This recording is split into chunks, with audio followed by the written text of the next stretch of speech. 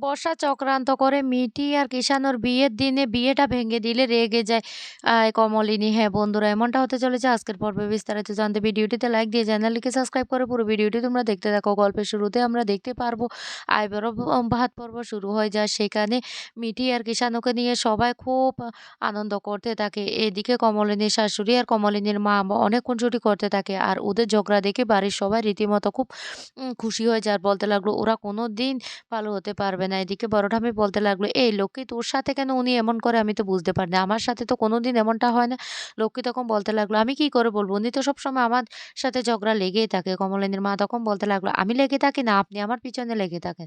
তারপরে একে, একে সবাই আশীর্বাদ করে কমলিনীর কাকাবাবু ওদেরকে হানিমুনে ঘুরতে যাওয়ার জন্য টিকেটের ব্যবস্থাও করে দেয়। আর সেটা পেয়ে খুব খুশি হয়ে যায় মিটি কিষাণু। এদিকে বর্ষা তো প্রচণ্ড রেগে যায়। বর্ষা তখন বলতে লাগলো, "শুধুমাত্র বিয়ের অনুষ্ঠানটা হতে দাও, তারপর অনেক বড় বোম ফাটাবো।" এদিকে রেশমি তো ওর সহ্য না। রেশমি তখন বলতে লাগলো, "এই বর্ষা, কখন করবে কিছুই তো বুঝতে পারছি না। তুমি তো আমাকে কিছু বলছো না।" বর্ষা তখন বলতে লাগলো, "মামি, তোমাকে না বলে কি আমি থাকতে পারি? দেখো না, ধামাকাটা যখন হবে তখন অনেক আনন্দ পাবে। আগে থেকে সবটা জানতে পারলে না আনন্দটাই চলে যাবে।" এর পরের দিন বিয়ের অনুষ্ঠান। এদিকে কমলিনী বাড়িতে অনেক কাজকর্ম নিয়ে ব্যস্ত থাকে। অন্যদিকে বর্ষা বলতে লাগলো, "আজকে বিয়ের দিনে আমি সবার সামনে ওদের বিয়েটা ভেঙে দেব। ওই কিষাণু না দূর, দূর করে লাথি মেরে সেই মিটিকে ফেলে এখান থেকে চলে যাবে, সেই ব্যবস্থা করব।" এদিকে তো দেখা যায় বাড়ির সবাই যখন ব্যস্ত, বর্ষা তখন লুকিয়ে, লুকিয়ে সেই রিপোর্টটা দেখতে থাকে আর বলতে লাগলো, আমাকে যেকোনো প্রকারে বিয়েটা ভাঙতে হবে।" তখনই সেখানে চলে আসে রেশমি। রেশমি আসলে তখন বলতে লাগলো, "কি ব্যাপার? মামি, তুমি এখানে চলে এসেছো? তুমি নিচে গিয়ে দেখো না সবাই কি করছে?"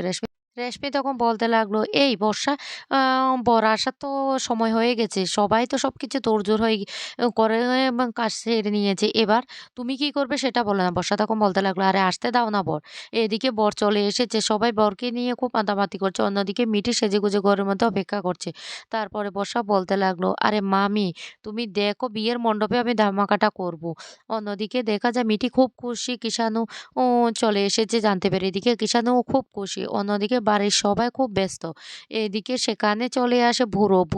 বারবার করে নতুনের কাছাকাছি আসার চেষ্টা করে কিন্তু সেটা কুর্চি কিছুতে মেনে নিতে পারে না।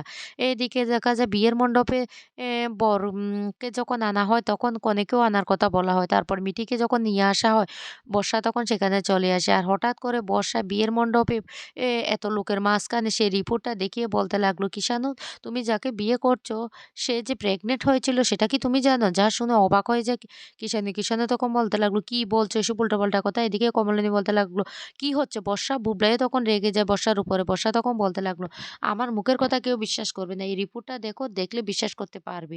বিয়ের আগে মিটি প্রেগনেন্ট ছিল, সেই কথাটা তোমার কাছ থেকে লুকিয়েছি।" এই কথা বলার সাথে, সাথে কমলিনী তখন প্রচন্ড রেগে গিয়ে বর্ষাকে বলতে লাগলো, "বর্ষা, তুমি এভাবে আমার মেয়ের জীবনটা নষ্ট করতে পারো না। এর আগেও তুমি আমার মেয়ের জীবনটা নষ্ট করে দিয়েছো। তো বন্ধুরা, কিষাণু কি সত্যিটা জেনে বিয়ে ভেঙে দেবে?"